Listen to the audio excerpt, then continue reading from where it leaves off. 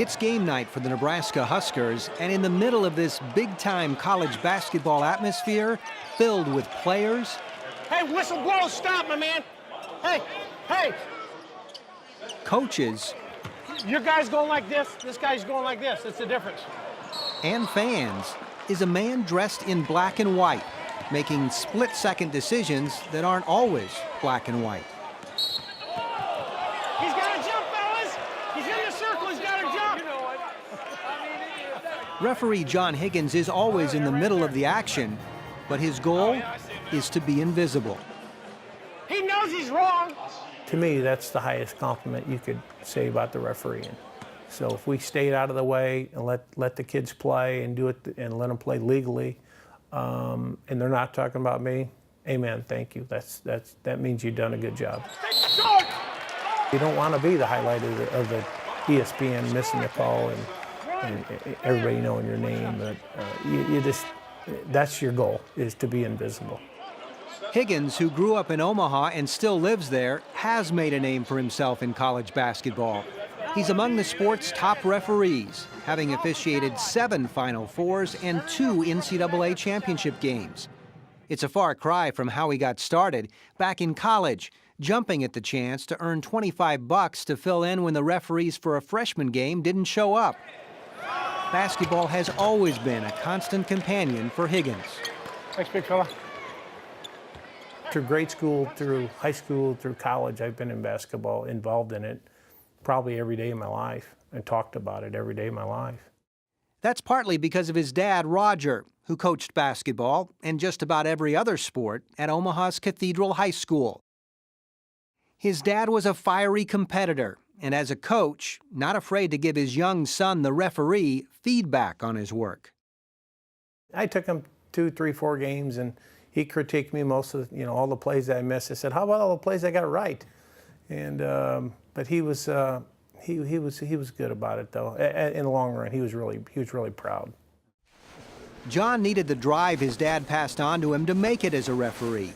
He started with rec league and elementary school games, then eventually got noticed at a referee camp and started to work some college games. Refereeing, though, isn't his full-time job. More than 3 decades ago, he started a roofing company that he still owns and operates today. It's named appropriately enough, Rooferees. When you're traveling thousands of miles across the country 6 months out of the year, refereeing 90-some games, it can make it difficult to run a business, but he gets it done. Nowadays when you have a computer and a cell phone, you don't have to be at your office all day long. That travel schedule also means Higgins spends many days during the season apart from his family. It's hard on my family and myself being away. I like to be home because when I'm home, I'm with my family. I get to do the things I like to do. The travel part of it's hard. That's the hardest part about officiating. So when I do quit, that will probably be the reason why I quit. The travel isn't the only drawback either. Being a high-profile referee means you're constantly being scrutinized by the fans, and not just those in the arena.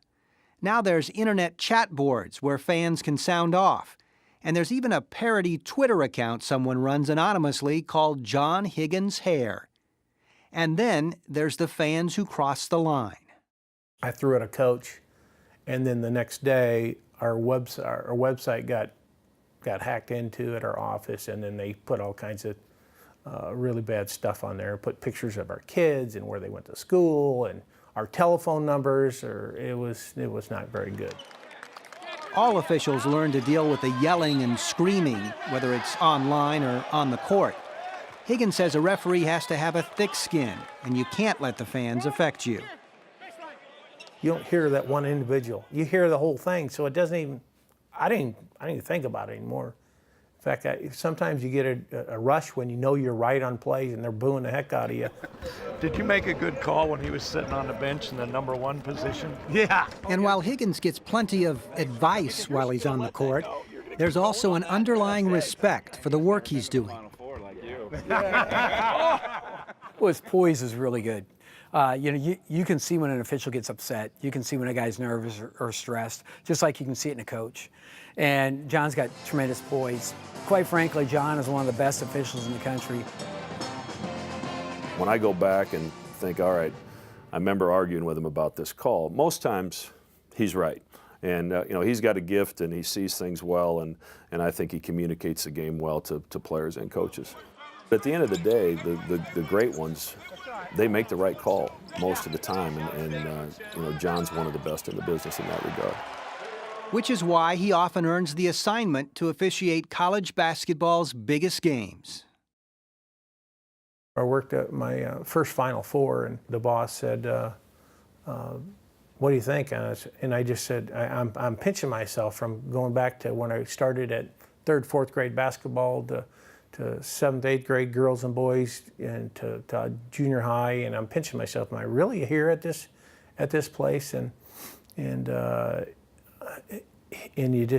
it's kind of a dream come true. And when the dream does end and he walks away from the game, how does this referee, whose goal is to be invisible, want to be remembered? That I did the best I could. I worked as hard as anybody out there in the business, and I was fair, and that I am a good mentor and a good person. That's all I can ask for.